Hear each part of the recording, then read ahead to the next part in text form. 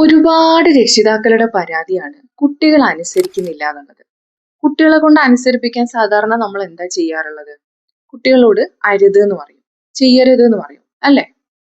അതായത് നീ വീടിനകത്ത് ഓടി കളിക്കരുത്, TV ഓൺ ആക്കരുത്, മൊബൈൽ എടുക്കരുത്, ഇങ്ങനെ അരുത് എന്ന് നമ്മൾ ഒരുപാട് തവണ പറയാറുണ്ട്. ഇത് നിരന്തരമായിട്ട് കേൾക്കുന്ന ഒരു കുട്ടിയിൽ എന്താ ഉണ്ടാവുക? ഈ ഒരു വാക്കിനോട് കുട്ടിയുടെ തലച്ചോറ് പ്രതികരിക്കാതാവും. പിന്നെ നമ്മൾ എത്ര ഒച്ച വെച്ചിട്ടോ ബഹളം വെച്ചിട്ടോ ചീത്ത പറഞ്ഞിട്ടോ ഒരു കാര്യമില്ല, കുട്ടി അനുസരിക്കില്ല. പോരാത്തതിന് കുട്ടിയോട് നമ്മൾ പറയുകയും ചെയ്യും, നീ തീരെ അനുസരിക്കാത്തവനാണ് എന്നുള്ളത്. പകരം നമുക്ക് എന്ത് ചെയ്യാൻ പറ്റും? കുട്ടിക്കൊരു പോസിറ്റീവ് റീഡയറക്ഷൻ കൊടുക്കുക. അതായത് എന്ത് ചെയ്യരുത് എന്ന് പറയുന്നതിന് പകരം എന്ത് ചെയ്യാം എന്നുള്ള രീതിയിൽ പറഞ്ഞു നോക്കുക.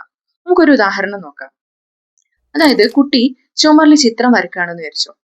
നമ്മൾ കുട്ടിയോട് നീ ചുമരിൽ ചിത്രം വരക്കരുത് എന്ന് പറയുന്നതിന് പകരം എന്ത് ചെയ്യാം?